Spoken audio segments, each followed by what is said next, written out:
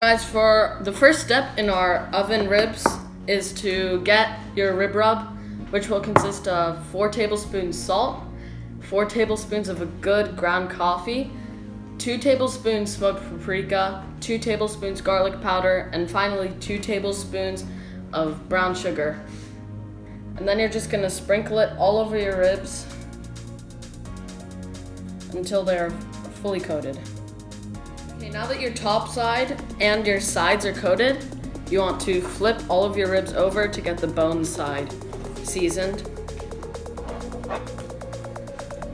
And remember, pat, don't rub. Okay, so now we're gonna wrap up our ribs. Optionally, you can let the seasoning set on the ribs for 30 minutes for the flavor to really penetrate, but it's not necessary if you don't want to do it.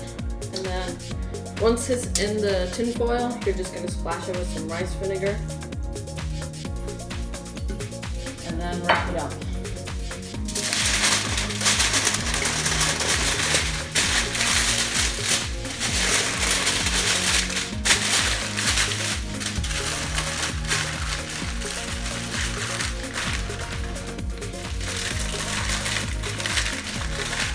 And I'm gonna wrap it twice just to make sure no leakage happens.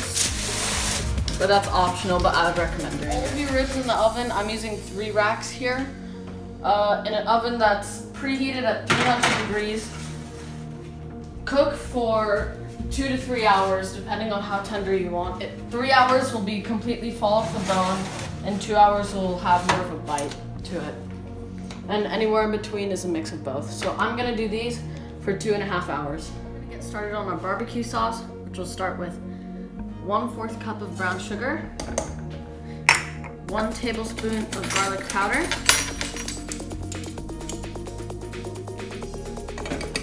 1 tablespoon of smoked paprika,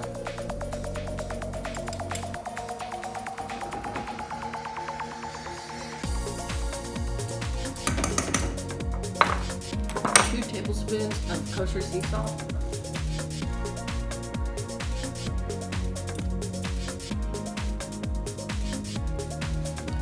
2 tablespoons of rice vinegar or apple cider vinegar,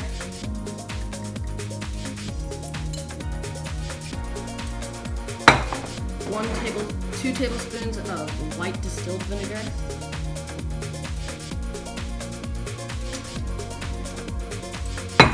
'Optionally, you can add a tablespoon of your coffee seasoning that we used for rubbing the ribs earlier in the video. Then 1/2 cup of water and a cup of ketchup.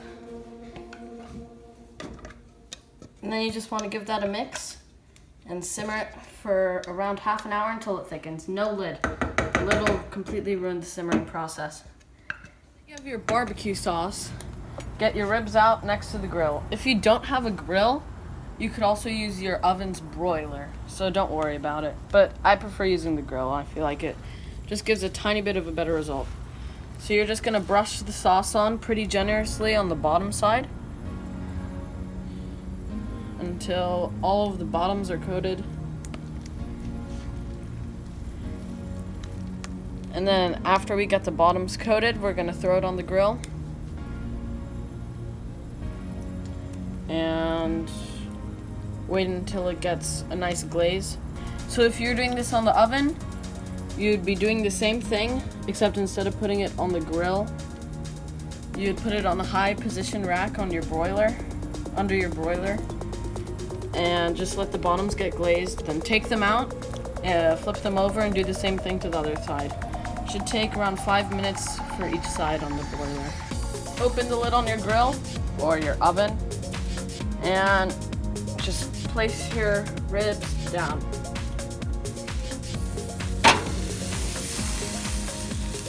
This will give it a nice glaze and have the sauce sort of harden on the ribs and create a beautiful flavor.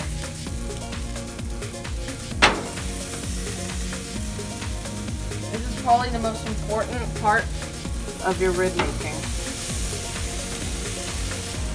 After around 2 minutes, you want to start, you'd be doing the same thing No, never mind. You would not be doing the same thing in the broiler. On the broiler, you'd completely wait for the bottoms to be finished, and then you'd flip them over and place sauce on the top. If you're doing this on the grill, after around 2 minutes, you want to start brushing the sauce onto the top of the ribs. And then once the sauce is all on all the tops of your ribs, you're going to wait an extra minute to flip them. If they're fully coated on the top, you're just going to close the lid and let them sit for an extra minute. After that minute is over, this is the most difficult part of making the ribs, flipping them without having them break. So, got pretty lucky on that first one.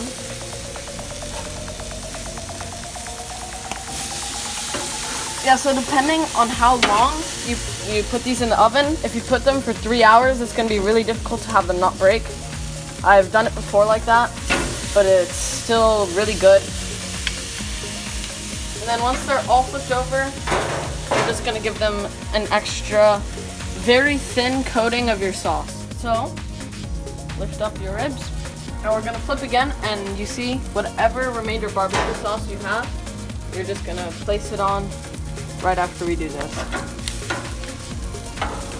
Again, another extremely crucial part. You see mine are starting to break apart here. Which is totally fine because we're just going to cut it up later anyway. Oh wow, look at that. See, and that's how you know it's tender. Look at that bone that just pops out. Look at these ribs. No smoker used.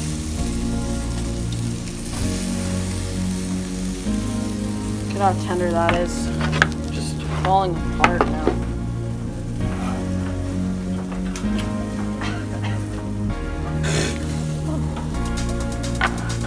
That's how you know they're going to be good, when they just fall apart on the